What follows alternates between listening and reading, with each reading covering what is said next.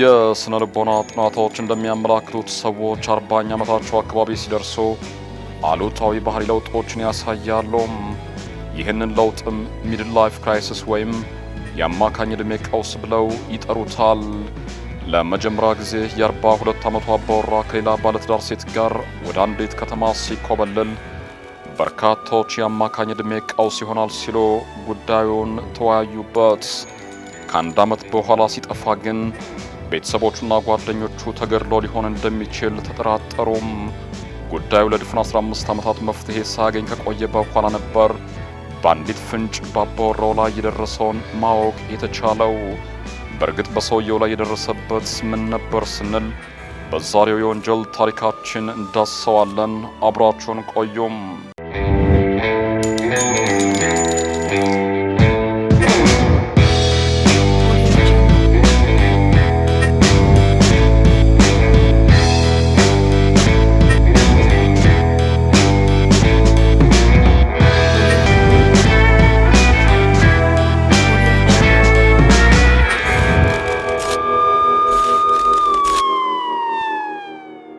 ከጌትስበርግ ፔንሲልቬኒያ ወጣ ብላ የምትገኘው የፍራንክሊን ካውንቲ በቱሪስቶች በጣም ተወዳጅ እንደሆነች ይነገርላታል። ከዚህ በተጨማሪ ደግሞ ጦርነት ላይ የሚመራመሩና የሚጽፉ የታሪክ ተመራማሪዎች ትኩረት ያደርጉባታል።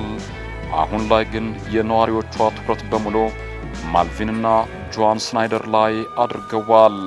እንደ ጎርጎሪያኖ የቀን አቆጣጠር ግንቦት 25 1989 ጆዋን ሽናይደር ረፋድ 5 ሰዓት ከ25 አካባቢ ወደ ስራዋ አቅንታ ስራዋን ካጠናቀቀች በኋላ 9 ሰዓት አካባቢ ወደ ቤቷ ተመልሳለች። ነገር ግን ባለቤቷ ከነመኪናው ቤት አልነበረም። እሷ እንድትጠራጠር ያደረጋትና ባለቤቴ የት ገባ ብላ ጓደኞቹና ቤተሰቡ ጋር እንድትደውል ያደረጋት ደግሞ ባለቤቷ ባልተለመደ ሁኔታ የሚሰራባቸው መሳሪያዎቹን ሳይሸክፍ ተዝረክርከው በመገኘታቸው እንደነበር ባለሙያዎች ይናገራሉ። ለፍለጋ ከመጡ የቤተሰቡ አባላት መካከል አንደኛው አባወራው ስራውን ይሰራበት በነበረው ስፍራ ላይ ከ25 ካሊበር ሽጉጥ የተተኮሰ አንድ የጥይት ቀለሃ አገኘም። ነገር ግን ቀለሃው በተገኘበት ስፍራ ላይ ምንም አይነት ደም አልተገኘም ነበር። በስፍራው ከእንስሳት በስተቀር ይህን አየሁ ሰማሁ ብሎ ምስክርነት የሚሰጥ ሰው አልነበረም። ሚስት ጆዋን ከ2 ቀናት ፍለጋ በኋላ ባለቤት የጠፋብኝ ስትል ለፖሊስ ሪፖርት አደረገች። ሪፖርት የተደረገለት ፖሊስ ከ97 ኪሎ ሜትር ርቀት ላይ የጠፋውን የአባወራውን ሜልቪንን መኪና አገኘም። መኪናው በአንድ የሱፐር ማርኬት የመኪና ማቆሚያ ስፍራ ላይ የተገኘ ሲሆን በውስጡ የጦር መሳሪያውና የቼክ ደብተሩ መገኘቱ ደግሞ የእሱ መሰወር ከዝርፊያ ጋር ሊገናኝ እንደማይችል ማረጋገጥ ተቻለም። የመኪናው የበር መስታወት ትንሽ ዝቅ ብሎ ቁልፉም እንደተንጠለጠለ መኪናው ላይ ምንም አይነት ጉዳት ሳይደርስበት ነበር የተገኘው። ትንሽ ብቻ ከኋላ የዕቃ መጫኛው ላይ አነስተኛ ምልክቶች ይታያሉ።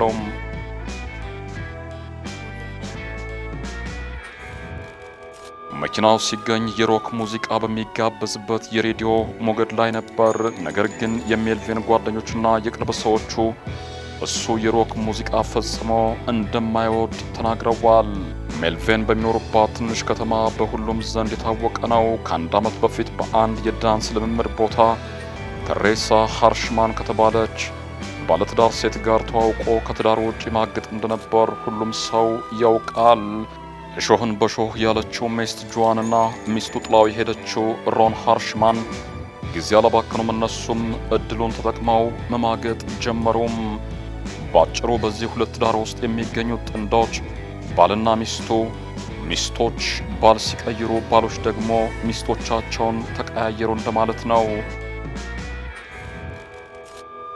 ከ3 ሳምንት በኋላ ስራቸውንና ቤተሰባቸውን ጥለው ወደ ሌላ ከተማ የኮበለሉት ሜልቫንና ቴሬሳ ስህተት እንደሰሩ ሲገባቸው ወደ ቀደመ ትዳራቸውና ቤተሰባቸው ተመለሱም። ነገር ግን አሁን ቴሬሳና ባሏ ሮን ሜልቪን የት እንደገባ የሚያውቁት ነገር የለም። ምርመራውን አጠናክሮ የቀጠለው ፖሊስ ሜልቪን ጠፋ ከተባለበት ቀን ጀምሮ የባንክ ገንዘቡ ላይ ምንም አይነት እንቅስቃሴ ያለመደረጉን አረጋግጧል። ገቢም ወጪም አልተደረገም። የ20 ዓመቱ ወጣት ልጅ ያለው ብዙ ኃላፊነቶችን የተሸከመ ሰው እንዲሁ ብድግ ብሎ እንደማይጠፋ በመግለጽ ባለሙያዎች ሐሳባቸውን ይሰጣሉ። ለዚህም ይመስላል ፖሊስ ይህ ሰው ተገድሎ ሊሆን ይችላል የሚል ጥርጣሬ ይዞ ምርመራ የጀመረው። ገበሬውና የፋብሪካ ሰራተኛው ሜልቬን የትገባ በሚለው እንቆቅልሽ ግራ የተጋባው ፖሊስ በአካባቢው የሚገኘውን ኩሬና ጫካ በበርካታ የሰው ኃይል ታግዞ አሰሰም። አጠራጣሪ ነገር ከተመለከታችሁ እባካችሁ ሲል ጎረቤቶችን ጠየቀም።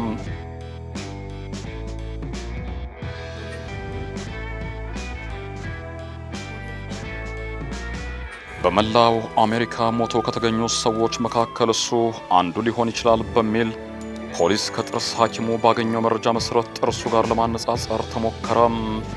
ነገር ግን አንዱም አስከሬን የሱ አልነበረም። የጎረቤቶችን ቃል የተቀበለው ፖሊስ ሜልቬን ጠፋ በተባለበት ቀን አንድ ግራጫ ቀለም ያለው ፒክአፕ መኪና ባባወራው ብረት አካባቢ ቆሞ ተመልክቶ እንደነበር አንድ ጎረቤት የሰጠው ምስክርነት ለምርመራው ከሁሉም የተሻለ ፍንጭ ሆኖ ተገኘም። ጥቆማ የተሰጠበት መኪና ከሮን ሃርሽማን መኪና ጋር ይመሳሰላል። ይህ ሰው አንድ ወቅት ላይ ሚስቱን በሜልቬን ተነጥቀው እንደነበር ቀደም ብለን መመልከታችን ይታወሳል። ፖሊስ በምርመራው ደግሞ ሮን ሃርሽማን ሜልቬን ከመጥፋቱ ከጥቂት ሳምንታት በፊት ባለ 25 ካሊበር ሽጉጥ መግዛቱን አረጋግጧል። ግጥምጥሞሹ በጣም የሚገርም ነው። ሜልቬን ጠፋ በተባለበት ቀን በረቱ ውስጥ በአንድ የቤተሰብ አባል የተገኘው የሽጉጥ ቀለሃ ደግሞ በተመሳሳይ ከ25 ካሊበር ሽጉጥ የተተኮሰ ነበር። ፖሊስ ጊዜ አላባከነም። የሮን ሃርሽማንን ቤት ሲፈትሽ የባለ 25 ካሊበር ሽጉጥ ጥይቶችን አገኘም። ነገር ግን ሽጉጡን ቤት ውስጥ ማግኘት አልቻለም። ሽጉጡ የታለ ሲባል ሚስቴን ጠይቋት ሽጉጤን በጣም ተወዳት ስለነበር እሷ ወስደዋለች ሲል ምላሽ ሰጠም። ሚስት ስትጠየቅ ደግሞ ባሌ እየዋሸ ነው፣ እኔ የወሰድኩት ሽጉጥ የለም ብላ ክዳ ተከራከረች።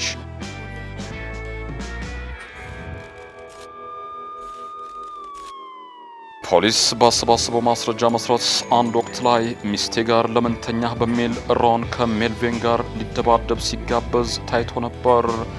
አንድ ቀን ደግሞ ሚስቱን ሊወስድበት ወደ ቤት ውስጥ ሲመጣ በጣም የተናደደው ሮን መኪናውን ከገጨ በኋላ ተኩሶበት እንደነበር ማረጋገጥ ተችሏል።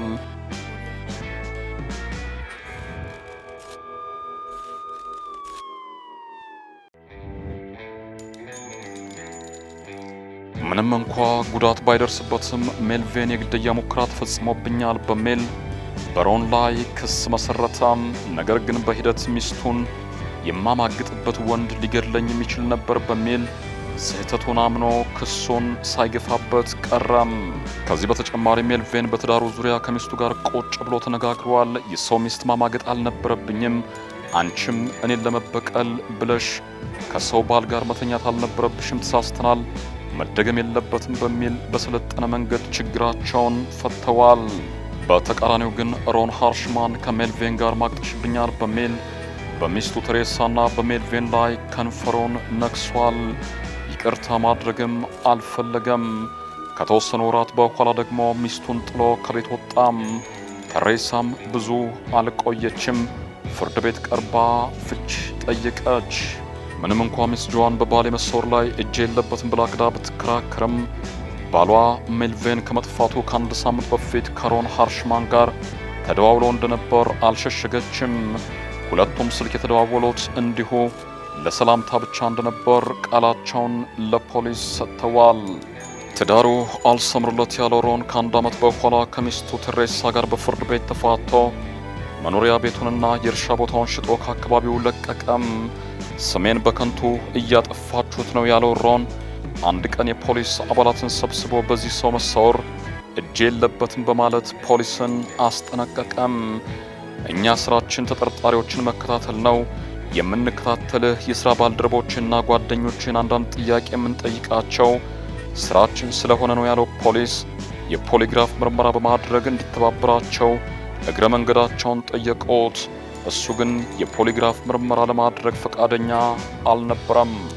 አስክሬንና ግድያ የተፈጸመበት መሳሪያ የሌላቸው መርማሪዎች አንድና አንድ የሚተማመኑበት መረጃ በጠፋው ሜልቬንና በሮን መካከል አንዳቸው ከአንዳቸው ሚስት ጋር በመማገጥ ጠላትነትን ፈጥረው ስለነበር ሮን ሜልቪንን ገድሎታል የሚል ጥርጣሬ ብቻ ነው። ይህ ጥርጣሬ ደግሞ ብቻውን ፍርድ ቤት ቀርቦ ተቀባይነት የማግኘት እድሎ በጣም አነስተኛ ነው። ሜልቪን ከመሰወሩ በፊት ሚስቱን ስላማገጥኩበት ሮን ሊገድለኝ ይችላል የሚል ፍርሃት ይሰማው እንደነበር ለጓደኞቹ ነግሯቸው እንደነበር መርማሪዎች ከጓደኞቹ ያገኙትን መረጃ ያስታውሳሉ። ጉዳዩ መፍትሄ ሳያገኝ 15 ዓመታት አለፉም። በድንገት ከሰዎች እይታ የተሰወረው ሜልቪን በተሰወረበት ሰዓት በከብቶቹ በረት ውስጥ አንዳንድ ስራዎችን እየሰራ በነበረበት ወቅት ሚስቱ ወደ ስራ ስትሄድ አይተዋለች። በእርግጥም እሱ በረቱ አካባቢ ለወትሮም ቢሆን አይጠፋም። እሱ በድንገት ከተሰወረ በኋላ እዚሁ ስፍራ ላይ የባለ 25 ካሊበር ሽጉጥ ቀለሃ ተገኝቷል። ተጠርጣሪው ሮን የት እንደደበቀው መናገር ባይችልም ሜልቪን ከመሰወሩ ከጥቂት ሳምንታት በፊት ደግሞ ባለ 25 ካሊበር ሽጉጥ መግዛቱን ፖሊስ አረጋግጧል። ፖሊስ ቀደም ብሎ ተጠርጣሪው ሮን የሰጠውን የእምነት ክህደት ቃል ፋይሉን እንደገና በማገላበጥ በድጋሜ የማንበብ ዕድል አግኝቶ ነበር። በዚህ ፋይል ላይ እሱ አዲሱ ሽጉጡን እንደገዛ ከቤቱ ጀርባ የተወሰኑ ጥይቶችን በመተኮስ ሽጉጡን እንደሞከረ ቃሉን ሰጥቶ ነበር። ፖሊስ ጊዜ አላባከነም። ሮን ለሌላ ሰው ወደ ሸጠው ቤቱ በማቅናት ከቤቱ ጀርባ ቀለሃዎችን መፈለግ ጀመረም። አንዳንዶች ካላችሁ እንሞክረው እንጂ ከ15 ዓመታት በኋላ ሮን ሽጉጡን ለመሞከር የተኮሰውን የጥይት ቀለሃዎች እንዴት ከዚህ ሁሉ ጊዜ በኋላ ይገኛሉ ሲሉ ተከራከሩም። በዚሁ ከተማ ዲን ሄንክስ የተባለው አንድ ግለሰብ የብረት መፈተሻ መሳሪያ ይሸጣሉ። ፖሊስ የኚህን ግለሰብ ትብብር ጠየቀ። በእርግጥ እሳቸው ካሁን በፊት የተቀበሩ ፈንጅን የመሳሰሉ ወታደራዊ ቁሳቁሶችን ከመሬት ቆፍረው አውጥተዋል። አሁን ግን እንዲፈልጉ የተነገራቸው ከ15 ዓመታት በፊት የተተኮሱ የጥይት ቀለሃዎችን ነው። ዘመናዊ የብረት መመርመሪያ መሳሪያዎች ኮምፒውተር የተገጠመላቸው ስለሆኑ በፍተሻ ወቅት የተገኘው ብረት ምን አይነት ቅርጽ እንዳለውና መሬት ውስጥ የተቀበረበትን ሁኔታ በደንብ ማሳየት ይችላሉ። ዲን ሄንክስ ከሰራተኞቻቸው ጋር ባደረጉት አድካሚ የቀናት ፍለጋ በኋላ በርካታ የጥይት ቀለሃዎችን ማግኘት ቢችሉም አንድም የ25 ካሊበር ሽጉጥ ቀለሃ ግን ማግኘት ሳይችሉ ቀሩም። በመጨረሻ ግን ተስፋ ለመቁረጥ በተቃረቡበት ወቅት ዲን ሄንክስ አንድ ድምፅ ሰሙም። ድምፅ የሰሙበት ቦታ ላይ ቆፈር ሲያደርገው የባለ 25 ካሊበር የሽጉጥ ቀለሃ አገኙም።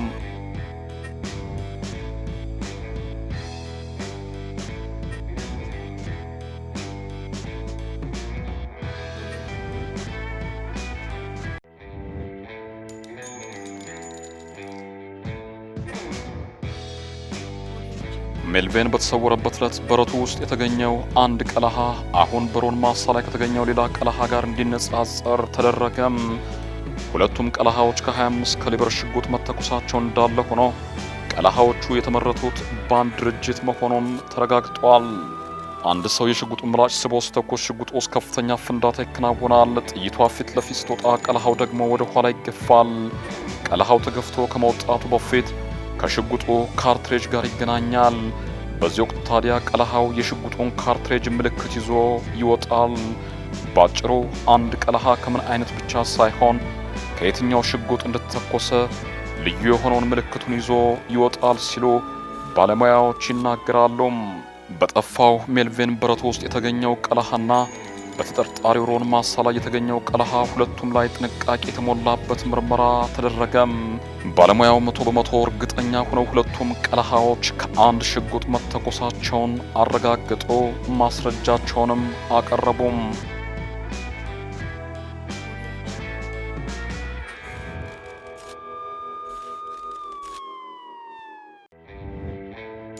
ይህ ማለት ሮን ሃርሽማን ሚስቱን ያማገጠበትን ሜልቪንን የገደለው እሱ እንደሆነ ማስረጃው ያረጋግጣል።